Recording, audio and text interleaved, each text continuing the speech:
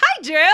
Hi, Anna. How you doing? I'm doing great. How are you? I'm doing really well. There's something that I can't wait to tell you. Okay. And it's where we're going today. Okay, I didn't know where we were going, and you said it was a surprise. I wanted to be in charge, and I have something for you. Okay. This is your tiara. It's beautiful. I know. It came you. from the Dollar General. Oh, I love it. Today, you get to be queen for a day because we are going to visit a castle. What? Yes, I found out that there's a castle nearby that you can take a tour of, and I decided we should go, and I decided that while we're there, you get to be queen. Oh my goodness, this is a dream of mine. I am so excited. Good. All right, here, let me put my tiara on. Oh, it is beautiful. Thank you so much. It fits pretty good. And here is my tiara. Your tiara looks so pretty. Thank you. It's a little bit different because I am going to be the royal jester. So it's like a tiara, but it also has funny things coming out of it. I love it. So you get to be the funny one today, and then I get to be in charge. Yes. My job is to try to make you laugh. Your job is to be queen, whatever that means. Ooh, I will be a kind queen. Thank you. And so will our other fellow tourists going through the castle. I am so excited. We'll get in the car. Let's go. All right, let's go. From the stories of Noah's Ark and Anna on the lawn, through the Gospels of Matthew, Mark, and Luke, and John. Whether you're new to this or an avid Sunday schooler, we'll learn about the Bible, Just like church. But even cooler! and we take what we learn and we use what we find to go into the world and let the light of God shine. Buckle up, kids. Minivangelism. It's time to go Minivangelism. In faith we grow Minivangelism. Let's start the show!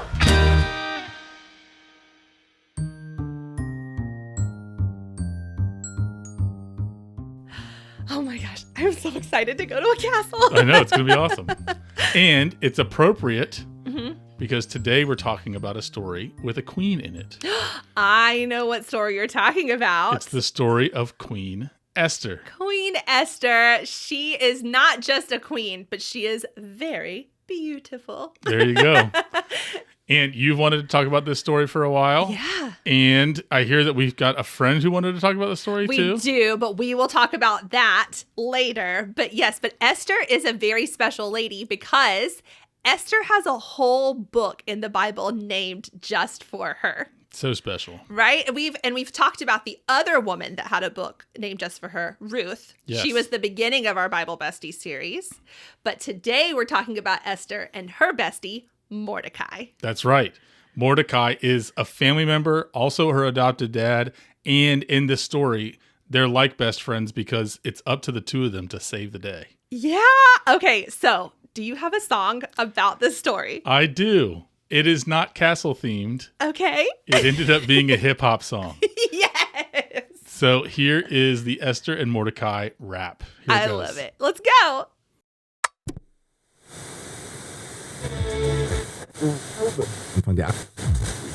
Das ist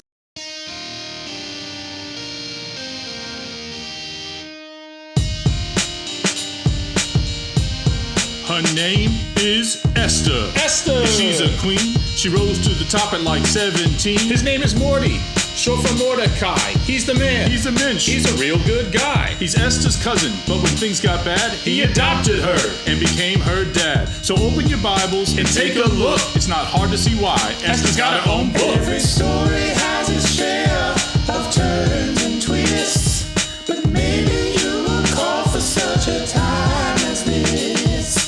Esther and Morty was stuck in Susa. The king was Xerxes. He was kind of a loser. But the story's real villain, whose temple was flaming, was Xerxes' henchman, a guy named Haman. When Haman walked by, everybody would bow. But Morty said, no way, no how. Mordecai was Jewish, which Haman found odd, because he only bowed down to Almighty God. Haman didn't like that. It made him real mad. That's when he told the king this idea he had.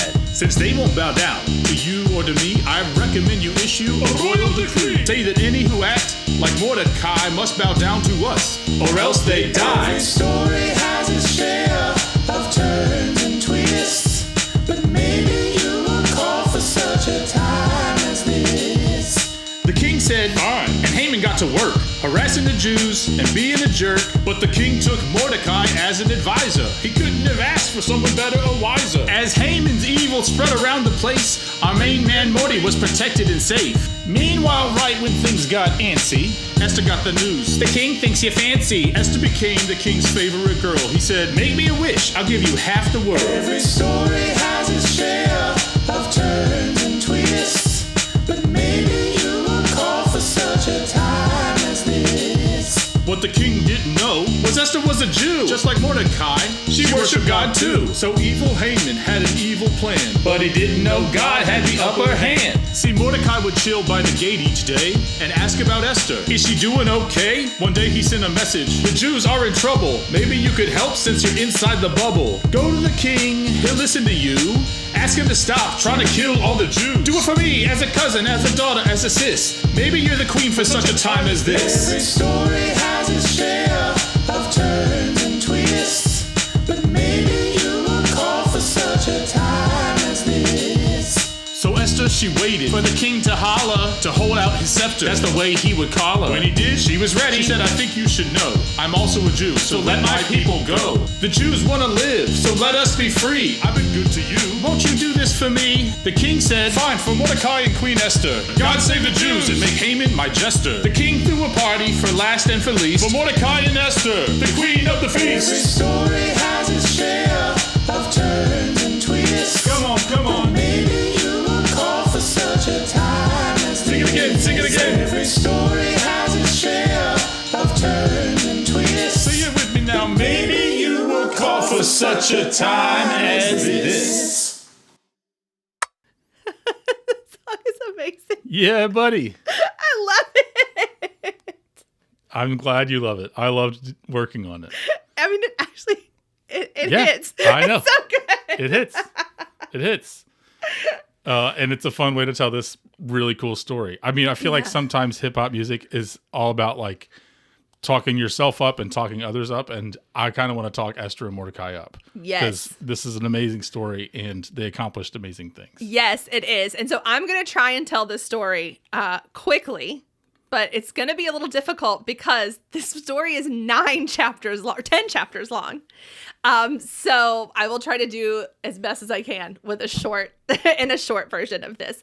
But Esther, like you said, her and Mordecai, they were Jewish, but they lived in exile. So can you remind our listeners what exile was? It's a period of biblical history where Jewish people were taken from their homeland and had to live somewhere else for a while under a different king. Yes. And so while they were living in Persia, they lived in this citadel. So it's kind of like a fort castle base area and of Susa. And there was a king and his name was Xerxes. He's actually somebody else in the Bible. It's like his name is different in the Bible story, but it's hard to pronounce. So we're just going to call him Xerxes. And Xerxes was looking for a queen. And he saw Esther, and Esther lived with her cousin Mordecai, who had adopted her because she was an orphan. And Esther gets summoned along with all of the other beautiful women in the Because the king kingdom. thinks she's fancy. Yes, he thinks she's very fancy. And so he gathers up all these women and he's like, okay, we're going to try and find the most beautiful person to be queen. And Mordecai is like, whatever you do, don't tell him you're Jewish. Because at the time, Jewish people, they just weren't treated with a lot of respect. So Esther goes before the king and he's like, you're the prettiest. And so she becomes queen. And then while she's living in the castle, Mordecai, he comes and visits her all the time. Oh, Mordecai comes and visits her and he like sits outside by the gate and he just wants to like hang out with her. While he's there, he hears 2 guards that are talking about killing the king. So Mordecai tells Esther, hey, these guys want to kill the king. And so Esther goes to the king and says, hey, these guys want to kill you. And so then the king is saved. Now, there's this other guy. His name is Haman. Boo, Haman. He's a bad guy. And he's like the bad guy, the villain in the story. Haman is very important. He is the Grand Vizier. He is like second in command. He's like Jafar in Aladdin. And he is walking. He thinks he's super important and he wants everybody to bow down to him. And Mordecai says, no, I'm not bowing down to you. And so Haman goes, hey, Mordecai, aren't you a Jew? And then he goes to the king and he says, hey, king, I think we should kill all of the Jews in Persia. And so so he has the king write a letter, and they're like, on this day, on this month, everybody that's Jewish is dead. Mordecai finds out, and he goes to Esther, and he's like, you got to stop this. And Esther's like, I can't, because you can't go talk to the king without permission. Like, if you go before the king and he has not summoned you, you die. Unless he holds out his golden scepter. And she's like, just walking in there, I'm putting my life at risk. And Mordecai's like, well, everybody's life is at risk. And so she goes, okay. So she fasts and prays. So fasting is like a practice. Can you explain fasting like real quick? Yeah, it's choosing not to eat as a way of trusting in God. And it's kind of a way of praying. Yes. So Esther, she fasts and prays. Her maids fast and pray. Mordecai and the other Jews in Susa, they fast and pray for 3 or 4 days. And then Esther goes before the king, moment of truth, and he holds out the golden scepter. And he's like, what do you want, babe? Anything. I'll give you up to half my kingdom. And she's like, I want you and Haman to come eat dinner with me. So they go eat dinner with her. And then she says again, or he's like, what do you want, babe? Up to half my kingdom. And she says, I want you to come and eat dinner with me tomorrow night. And he's like, done.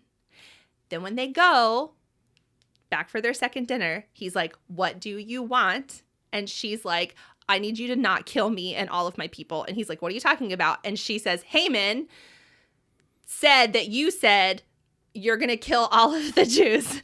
And the king is like, we're not doing that. So he gets really mad at Haman. Haman does not have a happy ending. He loses his job. Mordecai gets Haman's old job and becomes second in command because the king also remembers that Mordecai is the one that saved him from the assassination attempt. And and then Esther is queen. Mordecai is second in command, and all of the Jews in Persia are saved.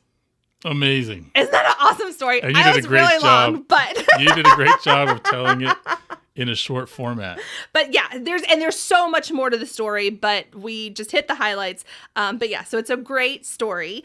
I know we're going to a castle, but do we have time to make a pit stop? Sure. Okay, I want to pull into this library, and I want to Zoom with my friend Elizabeth. So Elizabeth is actually the one that suggested this story. Perfect. She lives a few towns over from us, so that's why I'm Zooming with her. But she's a really cool kid. And so I want to talk to her about the story because I just feel like she knows even more. There's only one thing you have to do first. What? Give me your tiara. But I like my tiara. I know, but you're going into a library. They're not going to let you be queen there. What? You give it to me, and I'm going to add some more jewels to it. Okay, done. Okay. There you go. All right, I'll be right back. All right.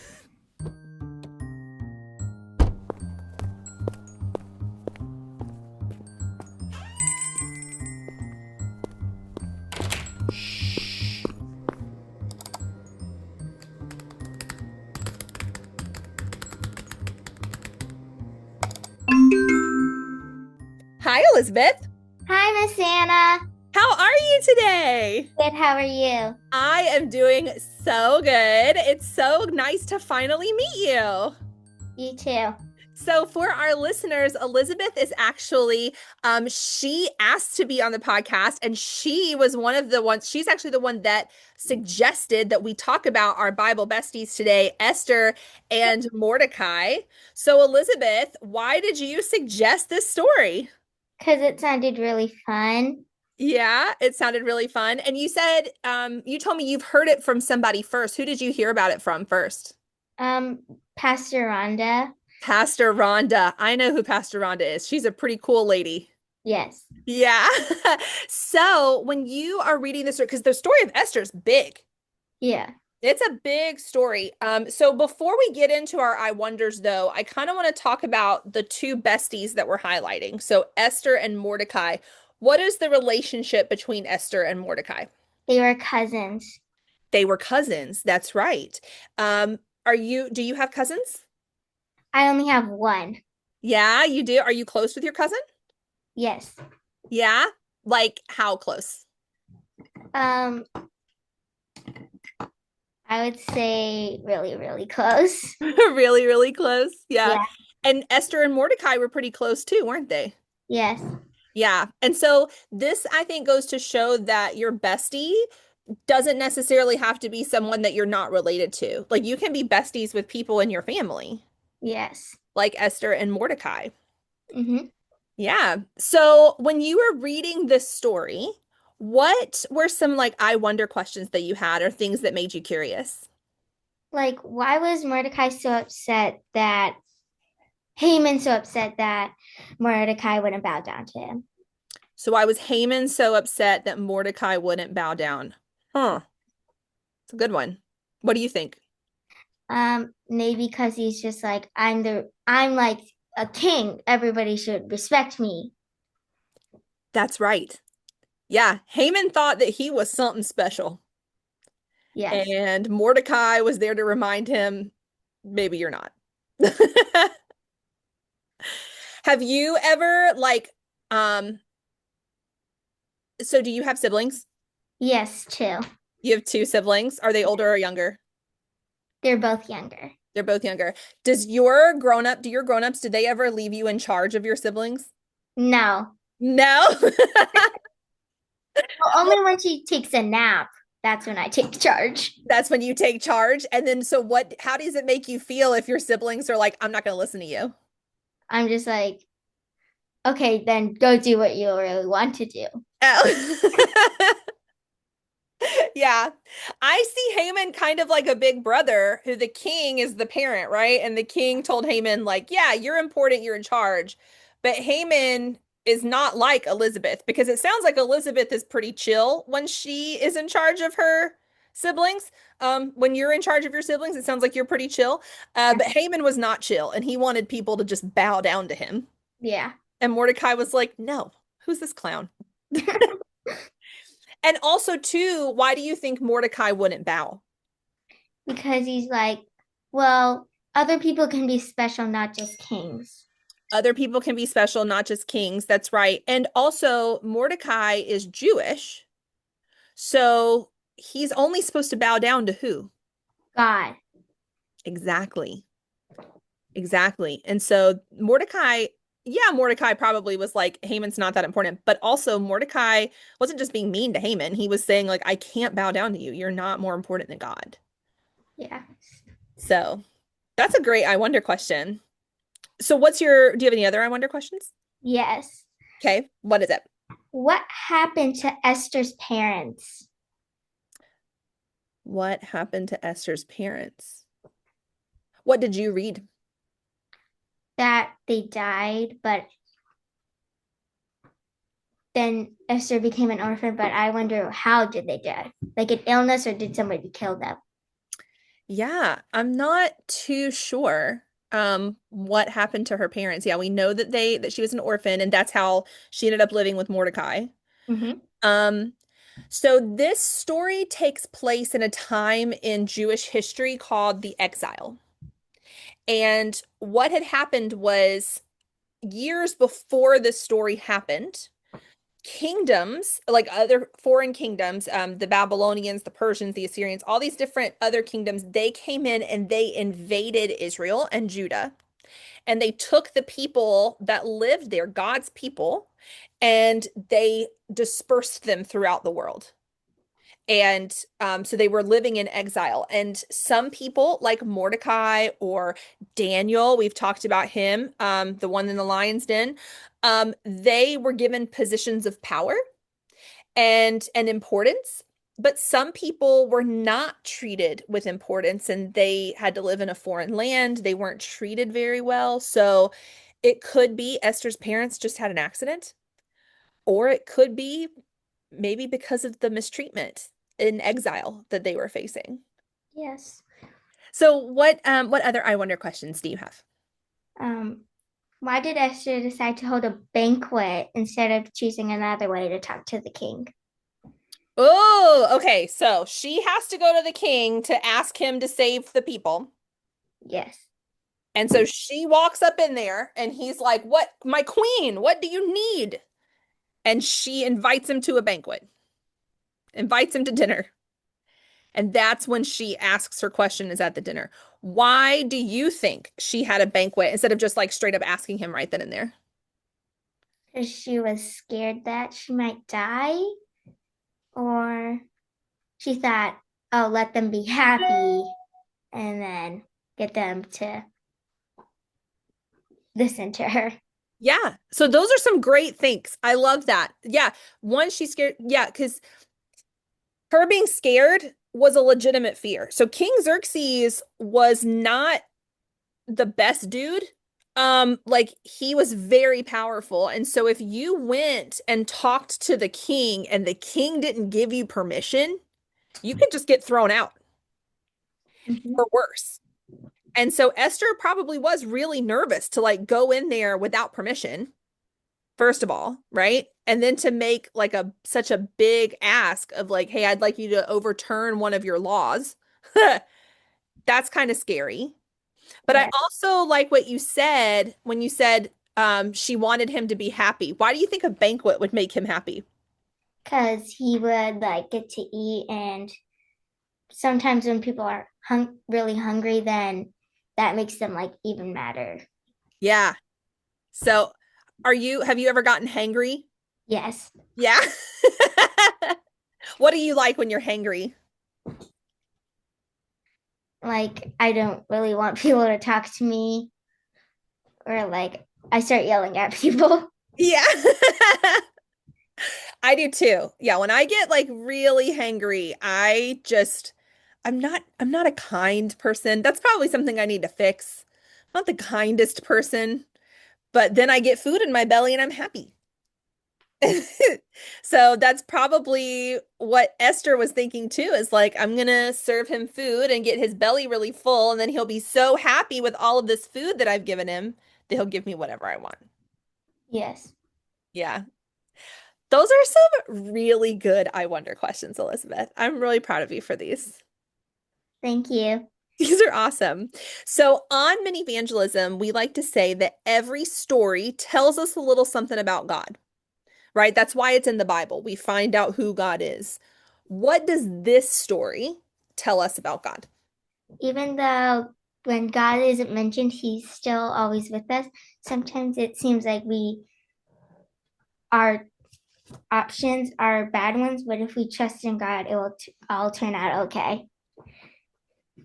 Wow. I love that. I love that take. I love how you said, even when God isn't mentioned, he's still there, because you're right. Fun fact about this book, dear listener, is that God is not mentioned at all in the story. We know that he's there because this is a story about his people, but he's not mentioned by name. It's the only book in the Bible where he's not mentioned by name.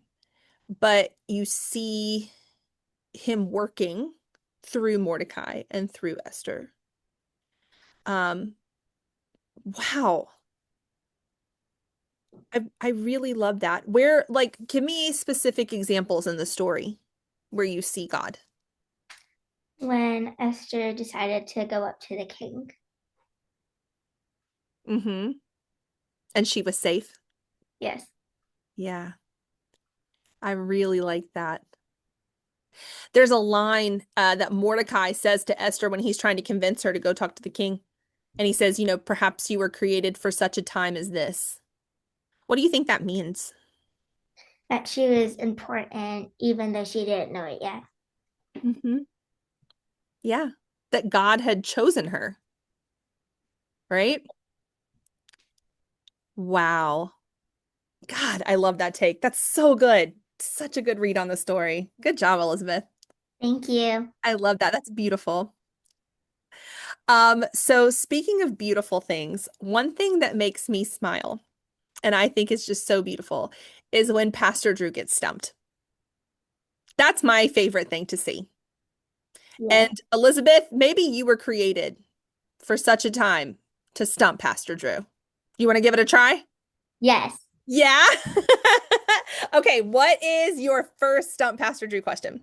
What were the colors on the garment and the robes that King Xerxes gave to Mordecai?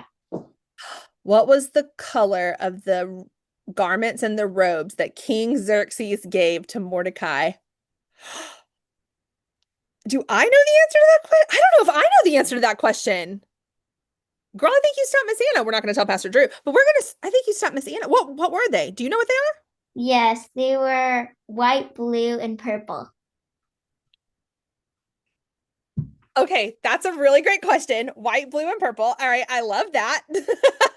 Okay, what's your second son, Pastor Drew question? What Jewish holiday is celebrated because of Queen Esther? What Jewish holiday is celebrated because of Queen Esther? Okay, I do know this one. Do you know what it's called? Purim? Purim. That's right. That's right. And it's a big holiday in the Jewish faith where they celebrate the story of Queen Esther. It's like they put on plays, and like when Haman comes on, everybody boos, and it's a big production. But yeah, it's a super cool celebration. And so there's a whole holiday created about Esther called Purim. So that's another great question. And what's your third Stump Pastor Drew question? Who played a major role in the story but was never mentioned?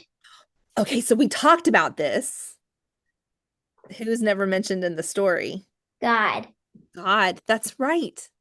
And like you pointed out, even though he's not mentioned by name, he's still very present in the story. Yes.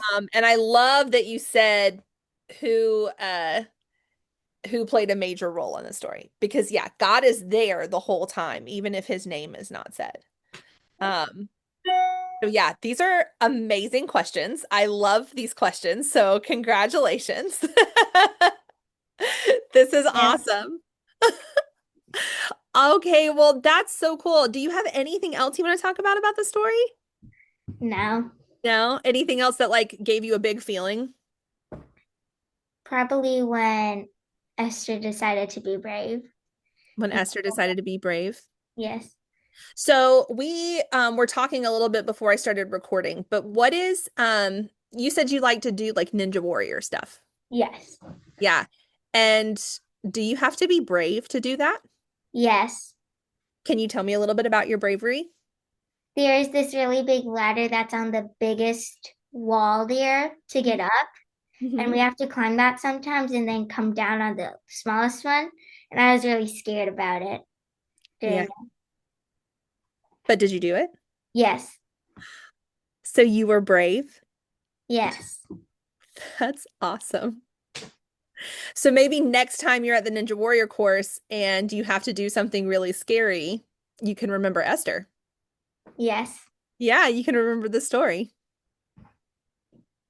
That's so cool. Well, thank you so much, Elizabeth. And we always like to end with a joke. Do you have a good joke for me? Yes. Okay, let's hear it.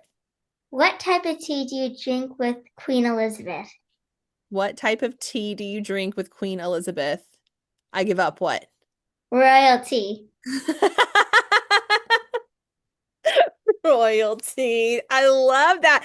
And it's a queen joke. Yes. We love a theme. Well, thank you so much, Elizabeth, for talking to me. And thank you for bringing this story to our attention. We really appreciate it. Thank you for having me. I hope that you remember to be brave like Esther. I hope that you give your cousin that you're close to a big ol' hug and thank her for being such a cousin bestie. And we'll talk to you later, okay? Okay, bye. Bye.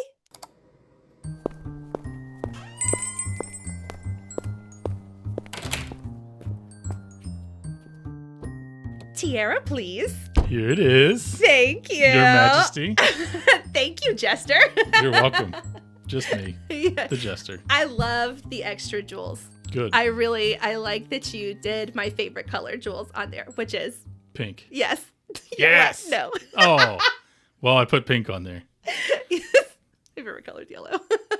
Next time you'll get yellow, I promise.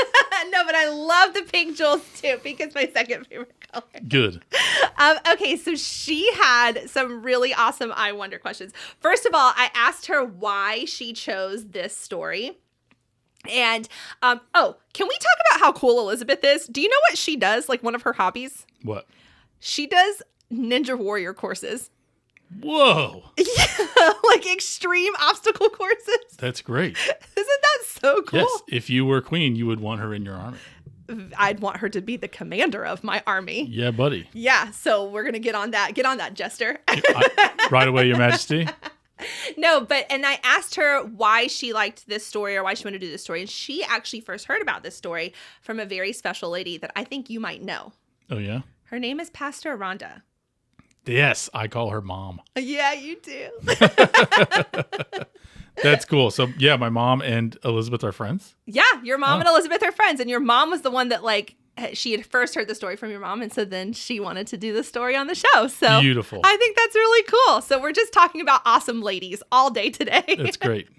Okay, so her first I wonder question is, why was Haman so upset that Mordecai would not bow down to him? Ooh.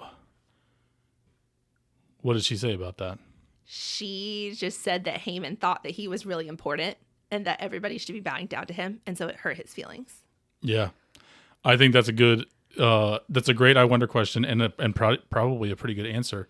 Part of what it makes me think of is, do you remember not that long ago when we talked about the Daniel story? Mm-hmm. Daniel in the lion's den? Mm-hmm. Part of what was scary then was that people were supposed to bow down and they refused to.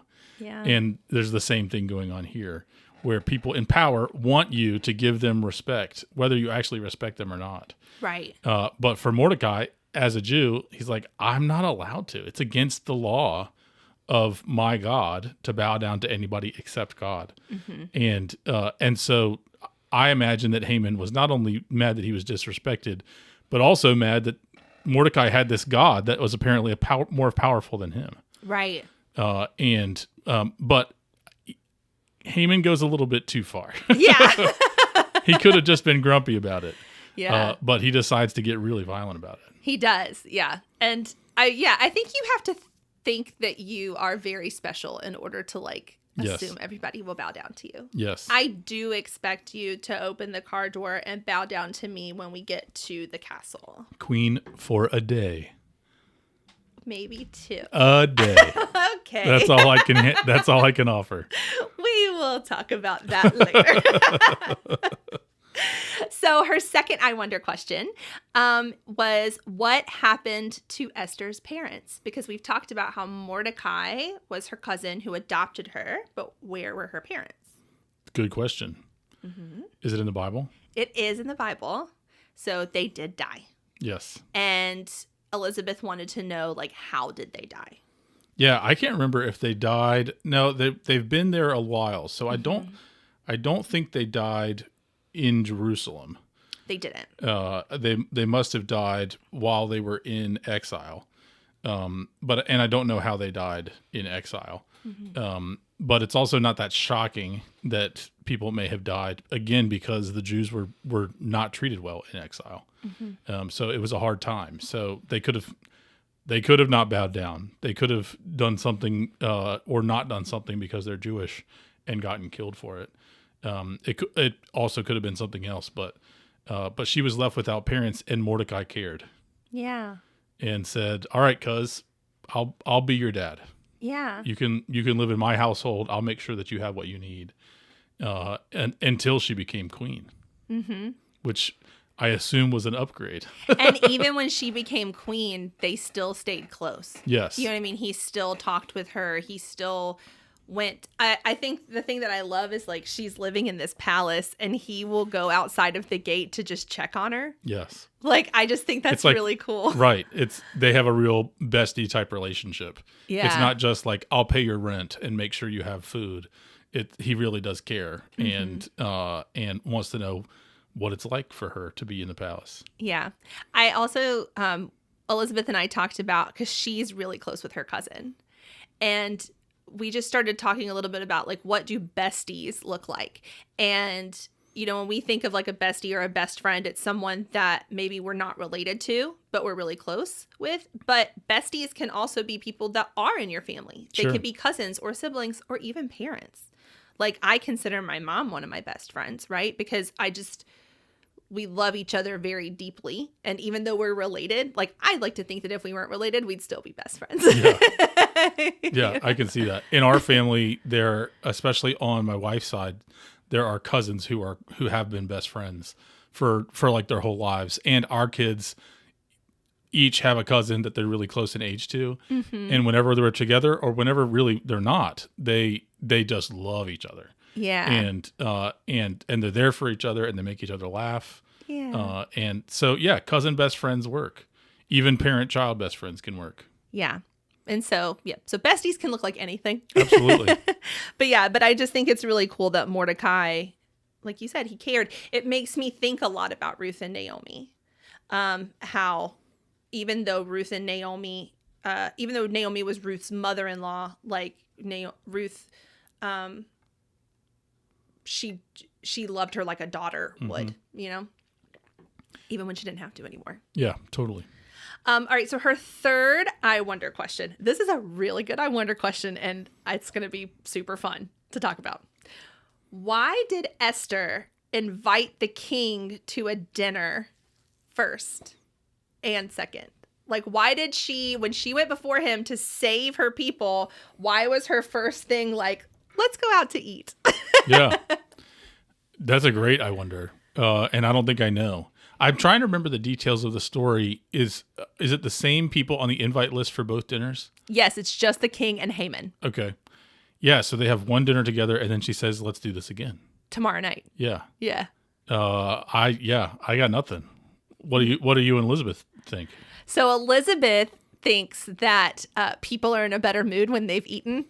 Nice. That is true in my own experience. And so she thinks that she was trying to just like, kind of get him in a good mood. Yeah. So, because we talked about like being hangry. I was like, do you want to honor anybody's request when you're hungry? And she was like, no. Yeah. That's a great point. So, yeah, just kind of, I think with the king, she was trying to show him. Yeah, I mean, I get away with a lot with when I just give people food and get them in a good mood. And you're relaxed. Like after you eat, you're relaxed. You're a lot more. It's why like when people have dinner parties, you know what I mean? Like you always want to feed people because it gets them in good spirits. Well, and she knows she's going to be asking a really big favor. Exactly. And so she needs to win a little bit of favor first. So Right. It might take 2 dinners. Right. To get the king to the point where he's going to listen to me. I could see that. And I also think she invited Haman to the dinner to like give him a false sense of security. Yes. This is very much like Esther, the queen, who's also a spy. Yes. Yes. Yes, she's so smart. Which is awesome. Or like a ninja. Yes. Yes. Well, because like Haman leaves the first dinner and actually like tells his family, he's like, the queen thinks I'm special. She invited me to dinner twice. Love it. And so then when she calls him out, like it's like like he can't like, it catches him off guard and he can't lie or sneak or run away or anything like that. I just remember one other thing about why there might be 2 dinners. Mm-hmm. The 2 dinners happen at the center of the story.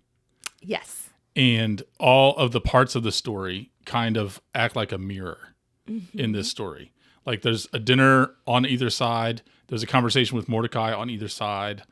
There's on one side, it's when the plan to kill the Jews is made. On the other side, it's when the plan to not kill the Jews is made. Yeah. So it's like the 2 stories, the whole book folds into 2 stories or 2 halves of the story. And the center of them is these 2 dinners. So it's even part of how the story is organized. Yeah. That's really cool. I never thought of it like that. Yeah. That's really neat. And it's not the only story in the Bible that's like that. Like it's a way of writing.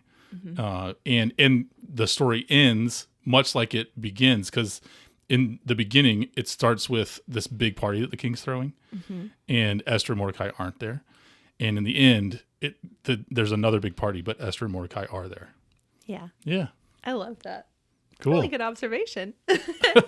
So I asked her, what does this story tell us about God? Because, we always like to say every story in the Bible tells us a little something about God, or where is God in the story? And this story is a little tricky. It is tricky, which we will talk about that because her response addresses the trickiness of this book. She said, even if God isn't mentioned, he is still there. So, fact about this book, it's the only book in the Bible where God is not mentioned by name. It's amazing. I know. It's kind of crazy that this book of the Bible doesn't mention God by name. But we see God at work in the saving of his people. We see God at work when Esther is fasting, and when she finds favor with the king. Mordecai even says, perhaps you were created for such a time as this, meaning God has kind of put it into plan that Esther would be where she is in order to save her people. And then the other thing she said is, even if it seems like things are really bad or you only have bad options, if we trust in God, it will all turn out okay. Amazing. Yeah. So I love that. That was her response. And I love that it's that we have a story in which God is not only like on the side of the story, but not even mentioned at all. Part of what it tells me about God is that God really cares about this particular people. Yeah. That God has preserved their life through thick and through thin. And Mordecai and Esther are amazing characters. They're not necessarily like the perfect Jews. No. Because they're being friends with the Persians, the people who are in power. Like they're not necessarily doing all of the things that Jews are supposed to do. And still God is willing to use them to save the lives of the people. Right. So it's a story about them, but not about them. That they are heroes in some ways, in other ways they're not likely heroes. But God seems to care about the Jews, whether they are poor and enslaved or rich while in exile. Yeah. That just by the fact that they are the people that God has said, you will be my people and I will be your God, they are protected, even through unlikely or difficult circumstances. Yeah. Yeah. This story reminds me a lot of Daniel. We've mentioned Daniel before, where Daniel, he was also given a position of power. He was friendly with their captors. He was friendly with the kings. But Daniel never stopped being Jewish and never stopped being ashamed of being Jewish. It's the same thing here. Esther, remember, the king didn't know she was a Jew. She could have very easily just pretended like she didn't know Mordecai, pretended like she didn't know any of these people. And then when the destruction happened, she could have stayed safe, right? Or Mordecai or any of them could have hidden who they were. But as God's chosen people, they knew that they couldn't hide that, right? They had to stay true to themselves. And so I just think that that's really cool. She hid it in the beginning, but eventually she it's kind of stood tricky. in who she was. It's kind of tricky. And it's because the Jews had a Mordecai and an Esther where they were for such a time as this that they survived. Exactly. Yeah. Exactly. So I loved Elizabeth's take on that like God was still at work. You can still see God's hand in all of it. Yeah. Wonderful. So I hope that, I know that God is with us, and I hope that you can see his hand when it's time to get stumped. All right. Well, you know way more about the story than I do, so I'm actually not feeling very confident, but I will do my best. All right. Well, I will start with the third question because it's going to be the easiest question. Okay. Because we've already answered it. All right. Okay. Who is a big part of the story, even though they are not mentioned once? God. Yay! Oh, good. Good. Thanks, Elizabeth, for that one. You got one. That's good. All right. Number 2. Ready. So at the end, the king gives Mordecai, he covers him in garments. Yes. He gives him robes and garments of fine linen. What color were those garments? Ooh. There's 3 of them. Okay. Purple. 1. Green. No. Yellow. No. Red. Are you just going through the rainbow? Yes. No. Blue. That's 2. Purple, blue, and white. Yes. Good. All right. I got there. You got there. Good job, buddy. Thank you. Purple, blue, and white go better together than like purple, blue, and orange. So I went for that. Oh, purple and orange. That's Clemson colors. Get out of here with that nonsense. All right. Sorry to our friends in South Carolina. All right. What Jewish holiday is celebrated because of Queen Esther? I know this one. Yeah? It's called Purim. That's Purim. That's right. That's great. Yeah. Do you know where the word Purim comes from? I do, but I'll let you. No, you go ahead. So what they did on the day, so when Haman was trying to decide what day that they were going to carry out these executions, they cast lots, but the lots were called Purs, like P-U-R. And so that was like the day that it was decided that this would happen. And so that's why it's called Purim, because of the lots. And it's on that day that the holiday is celebrated. Uh-huh. And the Jewish friends that I have that celebrate it, it's just a big party. And it's a costume party. I don't really know why it's a costume party, but it's a big costume party. Well, they dress up and act out the story. Yes, but also in our day, the costumes are very creative. And sometimes they're pirate themed. And they drink wine and they party. And I had it explained to me once that every Jewish party is, they tried to kill us, we survived. Let's eat. Yes. Which is why Esther threw a banquet. Exactly. Yeah, I love it. It's definitely worth partying over. That's awesome. Well, so she didn't stump you. Well, she kind of did a little bit. Yeah. And she said that because you don't live close by, she did ask to get a high five from Pastor Rhonda. I will make sure to arrange that. Okay. Yeah. I want a high five from Pastor Rhonda. I mean, yeah, who doesn't? Who doesn't want a high five from her? Yeah. All right. I'll make sure that you get that high five, Elizabeth. Thank you so much for being on the show. Yes. Thank you so much, Elizabeth. And I just had a great time talking with you. And I hope that you are still, we talked about how brave Queen Esther was and how brave Elizabeth is on that Ninja Warrior course. Nice. So we just love talking about brave girls. Love it. So do you have anything else you want to add to the story? I love the story, even just as a story. It's a very exciting story. And if you ever think that the Bible's not exciting, read this one.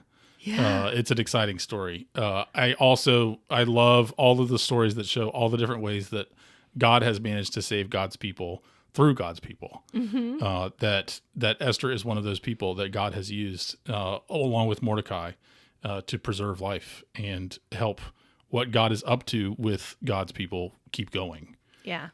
Keep the family business running, even when it's threatened. I love that. Yeah, me too. What about you? Yeah, I just think there are two things that I love about it. I love, once again, just how much Mordecai cares about Esther, and just the relationship between the two of them, that no matter how important she gets, she does remember where she came from. And she remembers the people that helped her get there.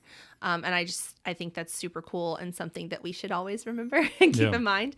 The other thing is just, having a girl be brave. Yeah. And she has brains, she has beauty, she has bravery, she has all the things. That's and she's wonderful. just super cool. She also makes me think of a couple other people who were like in the right place at the right time. One of them is Paul. Yeah. Who Jesus meets after the resurrection, and Paul is both a Jew and a citizen of the Roman Empire, which means that when it's time for Paul to go and tell everybody about Jesus, he can speak to people who are Jewish and people who are not Jewish. And that kind of reminds me of Esther, because she was both a Jew and a member of the Persian royal court, which meant that she was in the right place to make a difference. Yeah. The phrase that Mordecai uses is that maybe you were made queen for such a time as this. And that's a phrase that has been used in Jewish and Christian tradition ever since, when there's something important for you to do, that maybe you are in this place at this time, so that you can make a difference. Yeah. And it's a reminder that God always is calling people to do things with God, and for others, even at difficult times. And there may be something about you that is exactly what the world needs right now. Yeah, I love that. I also, Esther, just relating to other stories in the Bible, Esther reminds me a lot of Joseph. The one that we talked about on this podcast in 3 episodes. Because Joseph was also in a foreign land, also found his way into the king's court, And by way of being in the king's court, he saved all of God's people from famine. And Esther is in the same exact position. Absolutely. So I think that's super cool. Yep. All right. Well, next time you see a castle or watch a Disney princess movie or see a king or a queen, remember the story. That's right. And next time you are in the right place at the right time to make a difference. Think of the story. Yes. Okay. Is this it? This is it. Oh my gosh, Drew, this is beautiful. Thank you. You see right there where it says Fisher Price? Yes. It is a child's castle.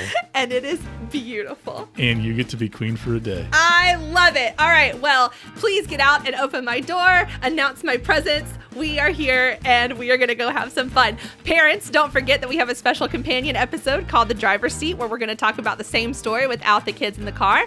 If you have any ideas for a story that you would like to hear, or if you would like to be on the podcast, like do what Elizabeth did, reach out to us. You can send us an email to minivangelism@gmail.com. You can also find us on Instagram. We are at Minivangelism, and we also have a Facebook page. You ready? I'm ready. Hear ye, make way for the queen. All right, we'll see you later. Bye. Minivangelism and The Driver's Seat are hosted by Anna Burrell and Drew Colby. Theme song written by David Burrell and produced by Evan Setzer. The theme song was performed by David Burrell, Drew Colby, and Evan Setzer. Podcast, sound design, and editing done by David Burrell. Minivangelism and The Driver's Seat are a ministry of Grace United Methodist Church in Manassas, Virginia. For more information, check out umcgrace.org.